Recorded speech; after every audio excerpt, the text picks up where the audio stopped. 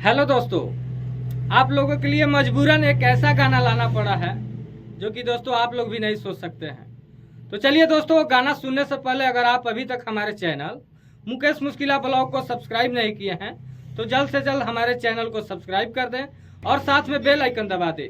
और देख सकते हैं हमारे बगल में यश राज सर हैं और ये माही सर हैं।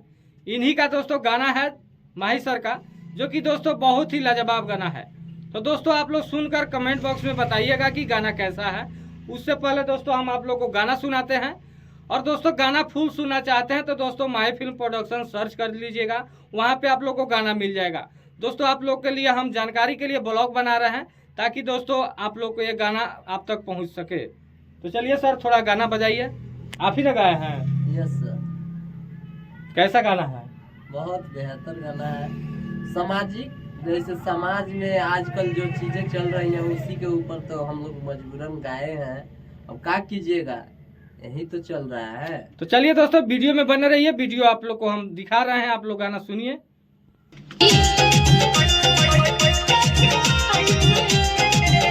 कोरोना से तेज फैला तो वायरस कुछ करो सब भाई रे। कोरोना से तेज फैला तो वायरस कुछ करो सब भाई रे। बच्चा छोड़ छोड़ भागो तेरी सचर लइका के माई रे। बच्चा छोड़ छोड़ भागो तेरी सचर लइका के माई रे। पच पच को दिन गीता बाह कके अब केकरा के खाई रे। पच पच गो दिन गीता बाह कके अब केकरा के खाई रे। बच्चा छोड़ छोड़ भागो तेरी सचर लइका के माई रे। बच्चा छोड़ छोड़ भागो तेरी सचर लइका के माई रे।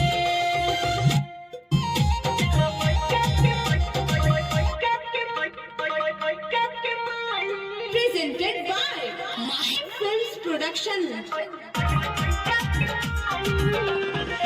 बेची बेच के पढ़ावे, ओकरे को सब कुछ लुटावे। नौकरी मिलते हुए होरी, मर्द के काहे सतावे।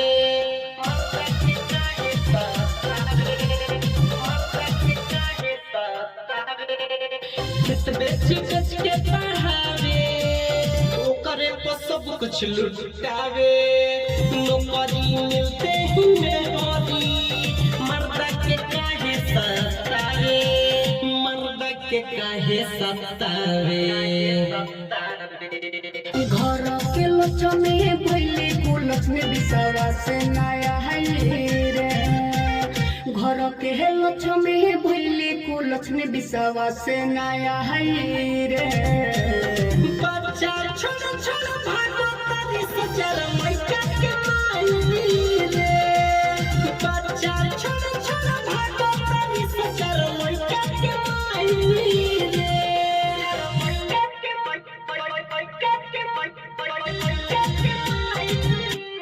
Presented by Mahi Films Production.